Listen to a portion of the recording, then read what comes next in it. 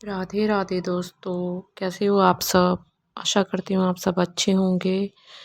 आज मैं आपको बृहस्पतिवार की कथा बताने जा रही हूँ। चलो शुरू करते हैं। ओम नमो भगवते वासुदेवाय।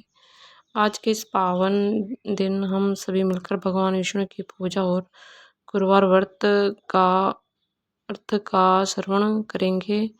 भगवान विष्णु जो इस सृष्टि के पालनहार हैं, वे अपने भक्तों के सभी कष्ट हट लेते हैं और उन्हें सुख समृद्धि प्रदान करते हैं। हे प्रभु, आज के इस व्रत में जो भी त्रुटि हो उसे क्षमा करना और अपनी कृपा हम सभी पर बनाए रखना। गुरुवार का व्रत विशेष रूप से भगवान विष्णु और देव गुरु बृहस्पति देव को समर्पित होता है। इस व्रत को करने से घर में सुख शांति बनी रहती है, आर्थिक समस्याएं दूर होती हैं, वैवाहिक जीवन में प्रेम बढ़ता है, संतान सुख की प्राप्ति होती है। जो व्यक्ति सच्चे मन से इस व्रत को करता है, उसके जीवन में कभी अभाव नहीं रहता। चलो शुरू करते हैं इसकी कथा। एक समय की बात है, एक नगर में एक धनी साहूकार रहता था। उसके पास धन धान्य की कोई कमी नहीं थी, लेकिन उसका मन धार्मिक कार्यों में नहीं लगता था। उसकी पत्नी बहुत ही धार्मिक और श्रद्धालु थी।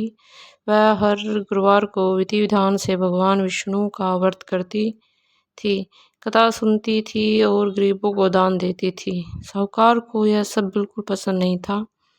वह अपनी पत्नी को बार बार रोकता और कहता, इन सब व्रत पूजा से क्या मिलेगा। लेकिन उसकी पत्नी ने कभी अपनी भक्ति नहीं छोड़ी। एक दिन क्रोधित होकर साहूकार ने उसे घर से निकाल दिया। बेचारी स्त्री बिना कुछ लिए घर से निकल गई और जंगल में जाकर रहने लगी।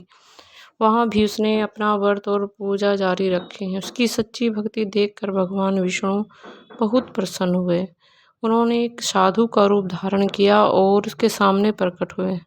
साधु ने पूछा, हे देवी, तुम यहाँ अकेली क्यों रह रही हो। स्त्री ने विनम्रता से अपनी पूरी कथा सुनाई। साधु ने कहा, तुम्हारी भक्ति से मैं बहुत प्रसन्न हूँ, तुम्हारे सभी कष्ट दूर होंगे।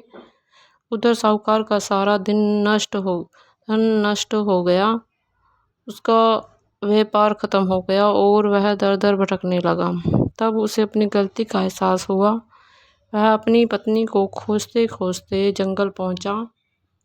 पत्नी को देखकर वह रो पड़ा और क्षमा मांगने लगा। पत्नी ने उसे माफ कर दिया।